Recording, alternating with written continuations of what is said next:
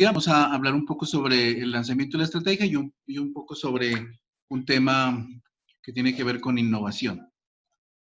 ¿Están viendo esa diapositiva? Bueno, esa diapositiva lo que trata de insinuar es que como tenemos tantos webinars sobre tantos temas, ¿cierto? Asociado pues al tema de la pandemia, lo que busca este nuevo webinar es no generar eso que aparece en la diapositiva, que nos intoxiquemos con tanta información. Entonces espero que esta presentación sea una presentación un poco más didáctica y tal vez lo que busca también es un poco motivarlos a ustedes para que las próximas presentaciones que vayamos a hacer sean presentaciones no tan aburridas. Voy a pasar este pequeño video que tiene que ver un poco con lo que nos está pasando en el hospital y yo creo que pues en el mundo asociado al tema de la pandemia. Sin embargo, a pesar de lo difícil que ha sido para todos adaptarnos a este nuevo orden mundial, a esta nueva forma de vida, en tiempos de crisis también uno pudiese aprovechar para poder encontrar algún tipo de oportunidad de mejoramiento. Entonces quiero que vean este video, ojalá lo puedan escuchar allá. A lobster is a soft, mushy animal that lives inside of a rigid shell. That rigid shell does not expand. Well, how can the lobster grow? Well, as the lobster grows, that shell becomes very confining. Right? And the lobster feels itself under pressure and uncomfortable. It goes under a rock formation to protect itself from predatory fish, casts off the shell, and produces a new one. Well, eventually, that shell becomes very uncomfortable as it grows, right? Back under the rocks. And the lobster repeats this numerous times. The stimulus for the lobster to be able to grow is that it feels uncomfortable. Right? Now, if lobsters had doctors, they would never grow. Because as soon as the lobster feels uncomfortable, goes to the doctor, gets a Valium, gets a Percocet, feels fine, never comes off its shell. So I think that we have to realize that times of stress are also times that are signals for growth. And if we use adversity properly, we can grow through adversity. ¿Se vio bien? Sí. ¿Algún comentario que alguien quiera hacer?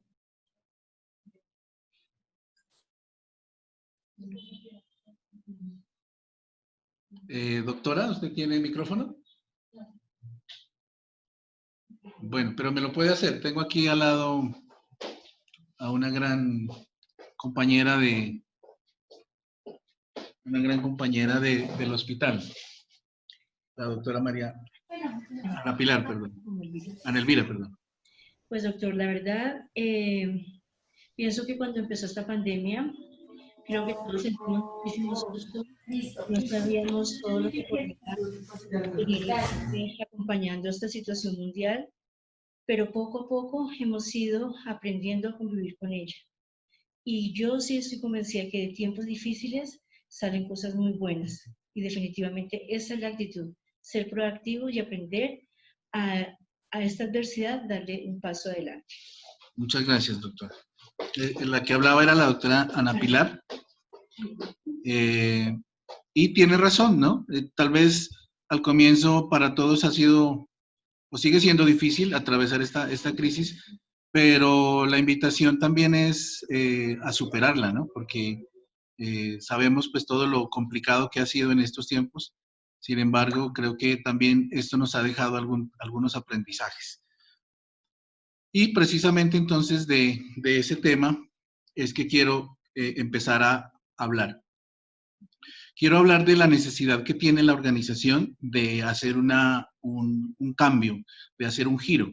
Y gracias a este proceso de pandemia, pues es necesario que, y ya lo han hecho muchas organizaciones, han empezado a vivir un mundo de transformación digital. Y la transformación digital no es hacer webinars, no es solamente hacer webinars, ni tampoco transformación digital tiene que ver con mandar mensajes por Facebook o por WhatsApp. La transformación digital implica un proceso.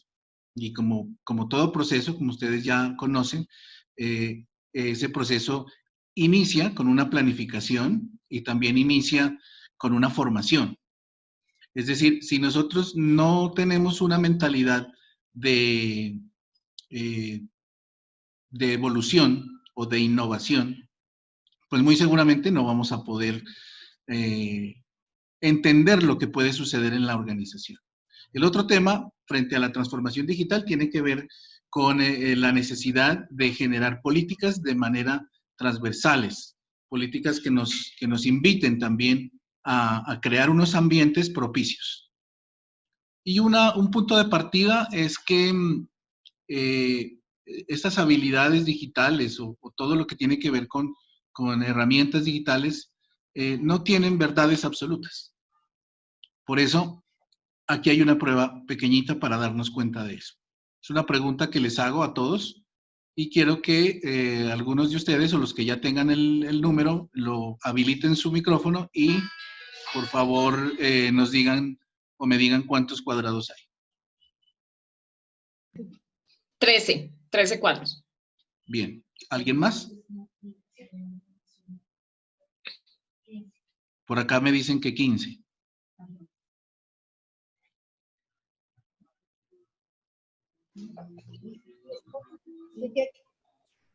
Muy bien, 18.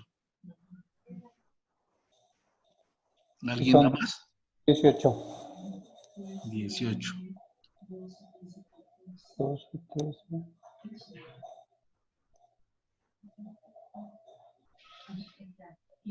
No, hay más, hay más. ¿Ya se dieron cuenta que hay más? Bien. 4, 19 dice. La doctora Nelvira dice 19. Rectifico 24. 24, muy bien. Muy bien. Bien, paremos ahí. Solamente para decirles que entonces no hay nada escrito en el tema digital.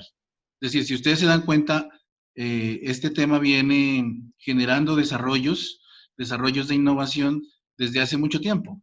¿Sí? De hecho, creo que uno de los desarrollos más importantes o relevantes ha sido el tema de la telefonía celular.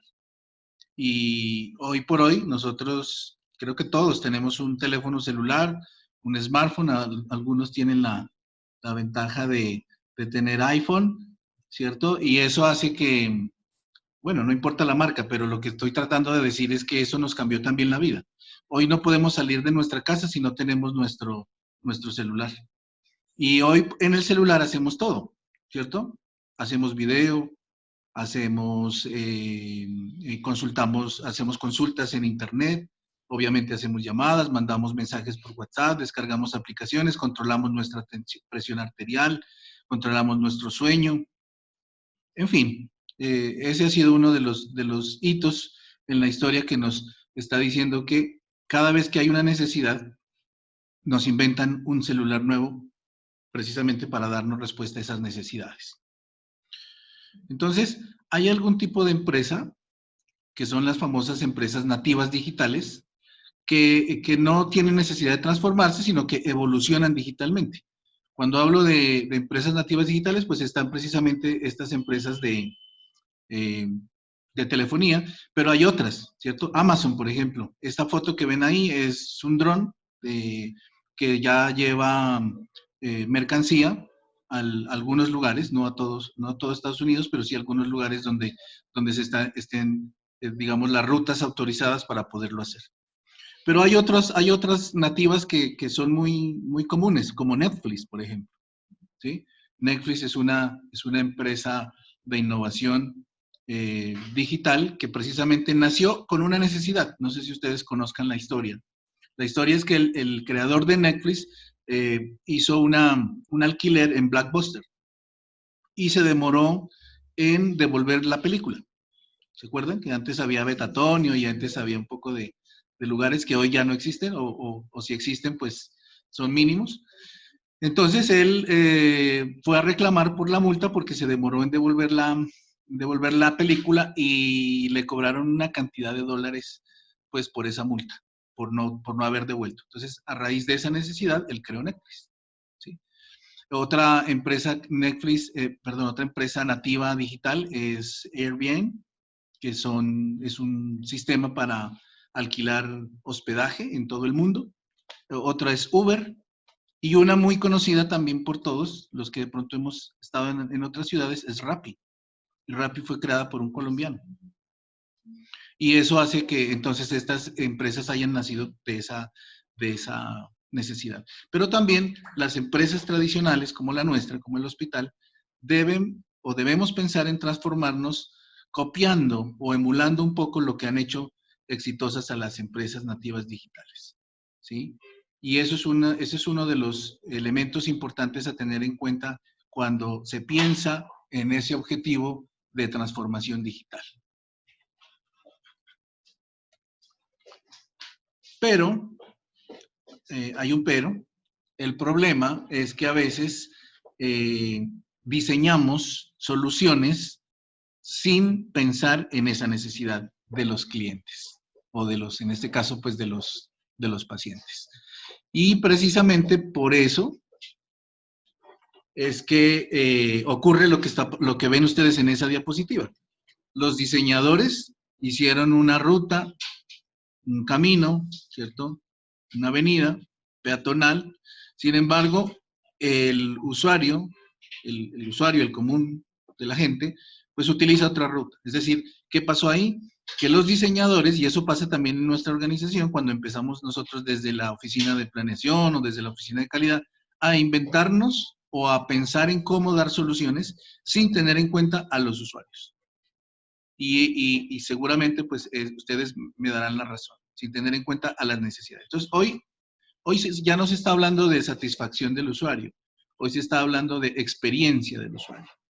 Y esta metodología que ven aquí al lado derecho es precisamente buscar una ruta de viaje o una ruta de la experiencia.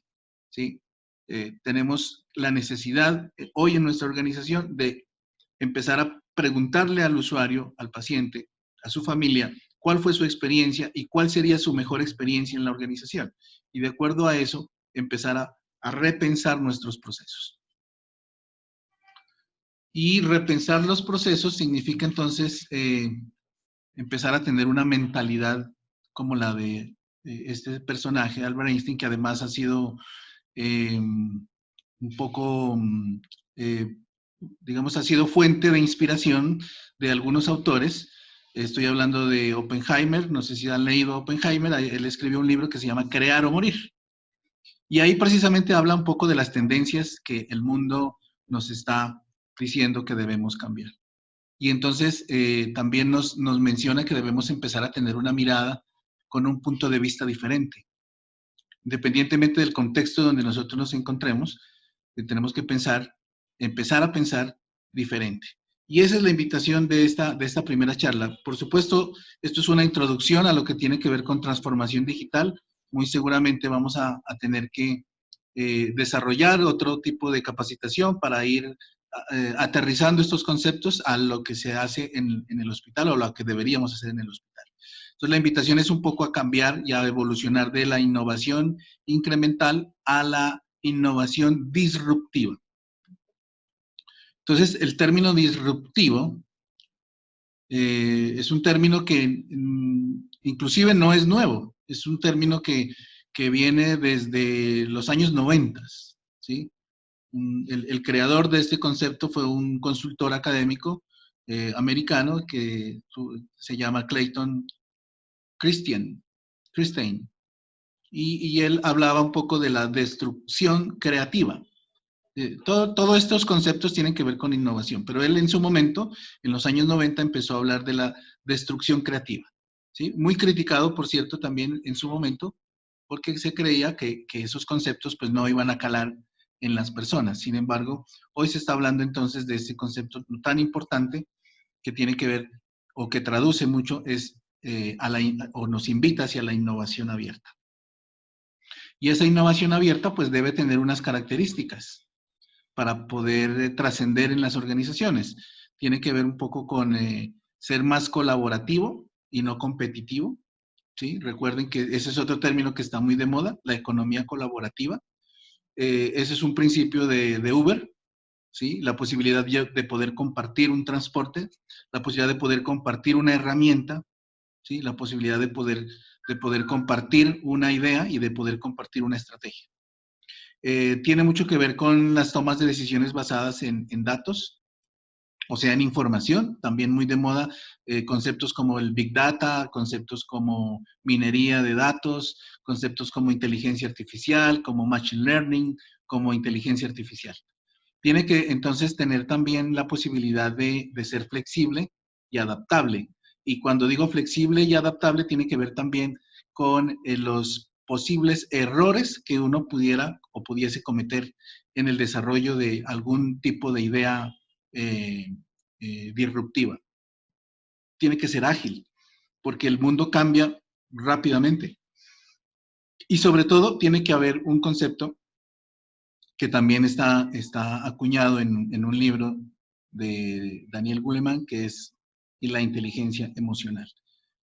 Creo que en otros escenarios hemos hablado mucho de la inteligencia emocional, de la capacidad que tiene la persona para poder dar solución a sus propios problemas, pero también dar solución a los problemas de los equipos de trabajo, de las personas que te rodean. Y esta es la definición de disrupción, es una tendencia realmente mundial que ha transformado la gestión empresarial tradicional, llevándola a modelos de innovación y desarrollo. Por eso quisimos de nuestra publicidad de reinvención, de nuestro viernes de calidad, poner esta imagen, que lo que nos está mostrando realmente es que debemos empezar, como dije antes, a mirar hacia otros lados, no solamente mantener la mirada como ya la hemos venido haciendo. Y esto es calidad a un clic. Entonces voy a contarles rápidamente cuál es la estrategia, en qué consiste y cómo ustedes se pueden vincular. Este concepto nace primero de repensar cómo hacer las cosas. Y de repensar, cuando digo repensar, estoy diciendo es que un concepto es hacer las cosas correctas y otro concepto es hacer correctamente las cosas. ¿Quién me puede dar un ejemplo de esos dos conceptos? Pensemos, ¿qué es hacer las cosas correctas? Creo que la mayoría de nosotros hacemos las cosas correctas, pero cuando pensamos en hacer correctamente las cosas, hay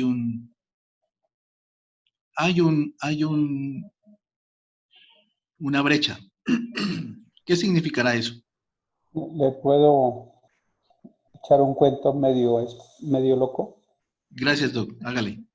Para eso estamos. Pues el tema no es tan bonito, pero lo voy a poner así. Hablemos de producción de cocaína en Colombia. Los narcos saben cómo extraer la cocaína más pura del mundo. Eso sería hacer las cosas correctas para la extracción de cocaína. Pero obviamente eso no es lo correcto.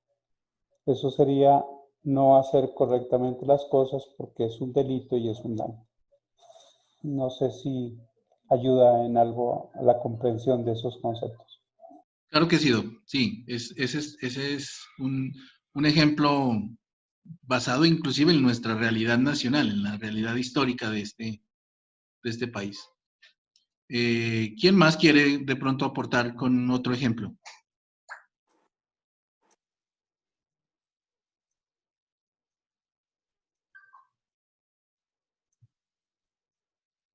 Bueno, sigamos entonces. Entonces, cuando repensamos o quisimos reinventar el viernes de calidad, también fue necesario, ¿sí me están escuchando? También fue necesario entonces romper unos mitos asociados al tema de calidad. El primer mito es pensar en que hacer más es hacer mejores cosas. Es romper el paradigma de que si no me dan más, no puedo hacer las cosas mejor. Y más bien tener un pensamiento de que cuando yo menos tengo, es cuando más debo hacer. O sea, recuerden, hacer más no siempre es mejor. Obviamente van a haber algunas excepciones. Primer mito. Segundo mito. El segundo mito tiene que ver con que lo que es regular se tiene que mejorar. Y eso tiene que ver mucho con las normas. Nos hemos vuelto expertos en saltarnos las normas. Tendríamos que definir entonces cuáles de esas normas son importantes, cuáles de esas normas no son tan importantes, cuáles de esas normas nos estorban. Entonces, no siempre ser regular implica mejorar. El tercer mito tiene que ver con que evaluar es igual a mejorar. Y retomo un poco el ejemplo del colegio, ¿no? Entonces, siempre que a usted lo van a calificar, ¿cierto? Es para decirle que tiene que mejorar. O para criticar su nivel académico y decirle que usted no cumplió con las metas. Pero a veces no siempre cuando se evalúa, necesariamente la evaluación va a redundar en un mejoramiento. Va a depender mucho de la motivación que usted tenga para poder aprender. Y a veces nos pasa en el caso del hospital que nosotros hacemos auditorías, hacemos evaluaciones a los procesos y los procesos no mejoran. Entonces creemos que con la evaluación mejoran y no siempre mejoran. El cuarto mito es pensar que acreditar es suficiente, que estar acreditados para el caso del hospital es ya haber llegado al límite. Y eso creo que fue algo que nos ha pasado y nos está pasando. ¿Sí? Alcanzar niveles de acreditación a veces es como una seguridad, una falsa seguridad de que estamos haciendo las cosas bien. No siempre acreditar es suficiente. Y el último mito tiene que ver con que mejorar tiene que ver con cualquier cosa que se me ocurra. Y realmente, si tú no tienes evidencia de lo que estás haciendo, no vas a tener entonces la capacidad de mejoramiento. Por lo tanto, las ocurrencias no necesariamente son indicadores de que estamos mejorando.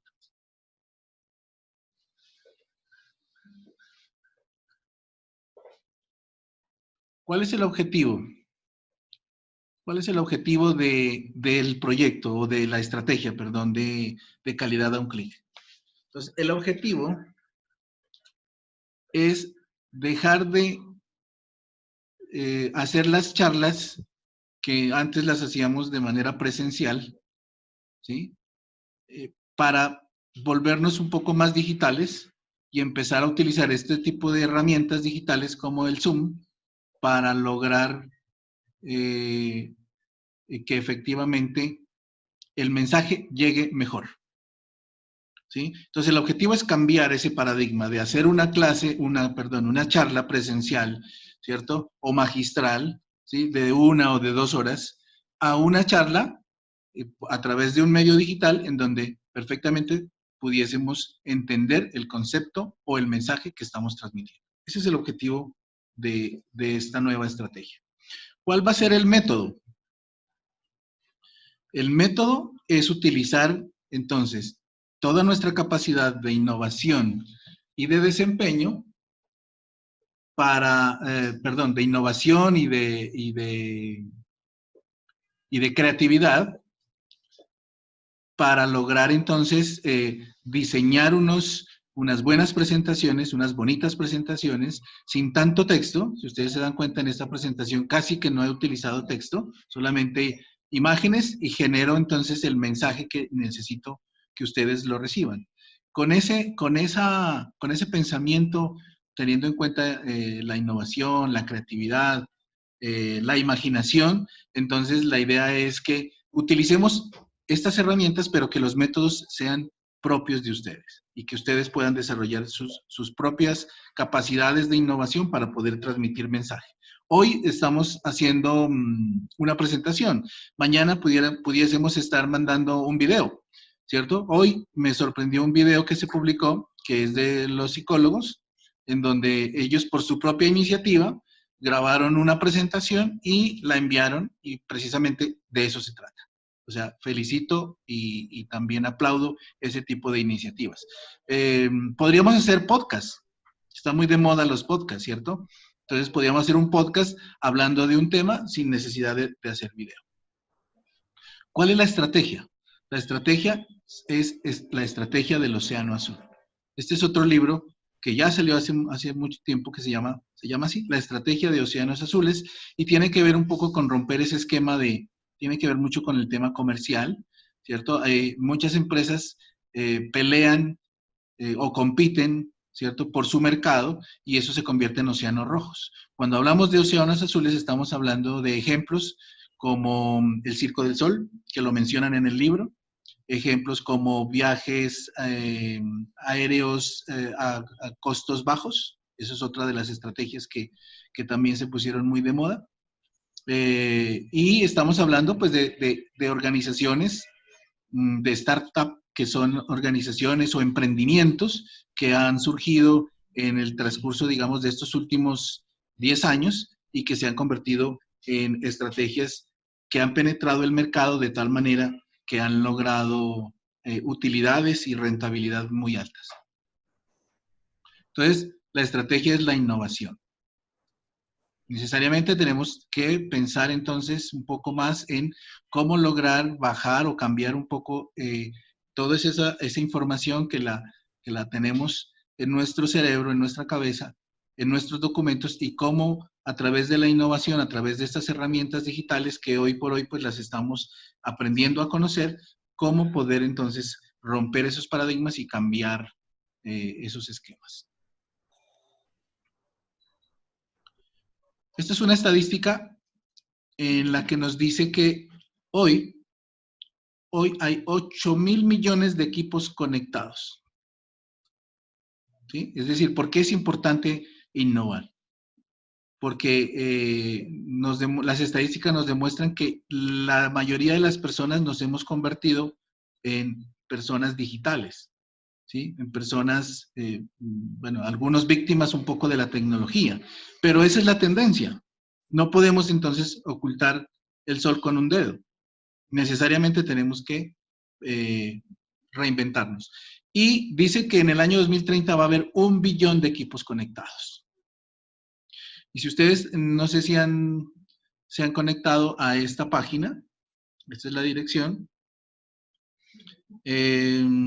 Aquí nos va a mostrar en tiempo real, voy a salirme un momento, cómo estamos.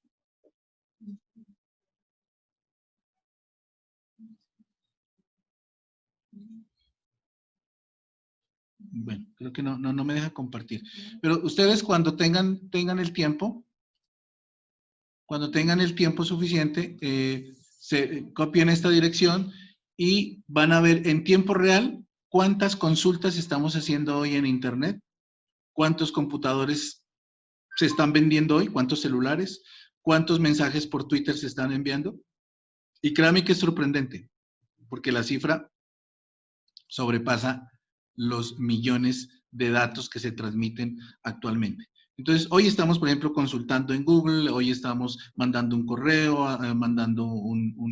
escribiendo en Twitter, mandando en Facebook. Hoy la gente sigue conectada. Entonces, es muy importante todo este tema de evolución, precisamente para tener como justificación que la mayoría de las personas están conectadas. ¿Cómo participar? La única forma de participar es atreverse a hacer una presentación. Ahora vemos cuáles son las reglas. Y, por supuesto, lanzarse al estrellato, como lo estoy haciendo yo hoy, que creo que nos ha ido bien porque hay 16 participantes. Y la idea también entonces es que ustedes puedan lanzarse, atreverse, vencer los miedos. Obviamente ya no hay tanto miedo de escénico porque no van a tener personas al frente de ustedes, pero sí es importante que tu lenguaje pues sea un lenguaje claro y que además la imagen que vayas a proyectar sea también una imagen que realmente ayude a entender el mensaje. Entonces, ¿cómo participar? Simplemente tú vas a enviar un correo, me vas a enviar un correo donde me dices cuál va a ser el tema que quieres desplegar por este mecanismo de calidad a un clic. Y nosotros, a través de una programación que ya empezamos a hacer, vamos a programar. En la medida en que tengamos más charlas que divulgar o más temas que divulgar, pues vamos entonces a hacerlo no una vez a la semana, sino pueden ser 2 veces en semana o 3 veces, dependiendo de los temas que pues vayamos organizando. Y estas son las reglas de juego. Lo primero es que debe ser una presentación en PowerPoint. Por ahora vamos a manejar el PowerPoint. Podrías hacer un video si quieres, pero digamos que lo básico es hacer una presentación en PowerPoint que no dure más de 30 minutos. Hoy me estoy pasando del tiempo porque empezamos un poco tarde y además pues porque quería hacer una introducción un poco antes de contarles cuál era cómo iba a ser la estrategia, el desarrollo. Pero tiene que ser solamente 30 minutos, ¿sí? Las charlas de más de 30 minutos por video, a veces, o por este tipo de herramientas, es un poco difícil. Tenemos que usar Zoom. La herramienta Zoom es una herramienta, tenemos una cuenta institucional, al tener esa cuenta institucional nos permite que se conecten más de 100 personas y nos permite grabar y nos permite también tener unas funciones como por ejemplo silenciar a todos, ¿cierto? Para evitar interrupciones. También hay otras opciones que poco a poco tenemos que empezar a entender, a trabajar y a conocer. Y la cuarta regla de juego es la innovación, la creatividad, la imaginación. Es obligatorio que tu charla tenga ese componente para nosotros poder calificarla y poderte otorgar también un premio. ¿Qué se gana con la participación? Se gana esto, mire. No sé si la imagen es clara. ¿Sí? Pero puede ser malentendida. Yo tenía como temor en ponerla, porque a veces nuestra cultura, nuestra idiosincrasia hace que entre menos me vean, mejor. ¿Sí? Porque si me empiezan a ver que soy una persona que estoy cambiando mi forma de pensar, entonces, ¿qué pasa? Que la gente me empieza a criticar. Pero el pensamiento de la persona innovadora, del trabajador del hospital departamental innovador, es no tenerle miedo a esa crítica, porque definitivamente me interesa y nos interesa que tú seas una persona diferente a la misma persona, a las demás personas. Y eso es lo que vas a ganar. Eso no significa que te van a aumentar el sueldo, ni que te van a, de pronto, no sé, considerar el diferente de la clase, sino lo contrario, vas a ganar protagonismo. Y ese protagonismo es muy necesario para un proceso de transformación digital. Y no tengas temor en fracasar. Porque este señor, que estuvo muy de moda en estos días, Elon Musk, dice que fracasar debe ser una opción. Y que si no hay fracasos, que si no tienes fracasos, es que realmente no estás innovando lo suficiente. Entonces, no importa que nos equivoquemos, no importa que la primera charla como esta no sea la mejor, ni que tampoco tengamos los 100 personas que esperamos tener, ¿sí? Ahora, tenemos que fracasar, podemos fracasar, pero también tenemos que gestionar ese fracaso capitalizando el éxito o capitalizando hacia el éxito. Elon Musk es uno de los accionistas de Space, que estuvo muy de moda porque se lanzó Space a la estación internacional. ¿Y qué más ganas? Puedes ganar un bono de una hamburguesa a las charlas que tengan mayor personas que se conecten y que nosotros internamente hagamos una evaluación de la capacidad de innovación o de creatividad y de imaginación que hayas puesto a esa charla, entonces también te vamos a otorgar un bono de una deliciosa hamburguesa de la Gran Estación, que fue ellos fueron ganadores del Best Burger en el 2019, y que además te la llevan a la casa. O sea que también estás motivado por ganar ese premio. Eso es, en resumidas cuentas, lo que quería contarles. Este proceso de reinvención es un proceso que lo consideramos muy necesario y que esperamos que tengamos participación, porque de lo contrario, pues vamos a seguir como antes, que nos reuníamos solamente las 4 o 5 personas en el auditorio y teníamos la charla y dábamos nuestra charla y creo que con eso no era suficiente. Ese fue uno de las dificultades que tuvimos. Entonces, esperamos que en esta época digital en la que nos han obligado a repensar y a utilizar estas herramientas, podamos tener la participación.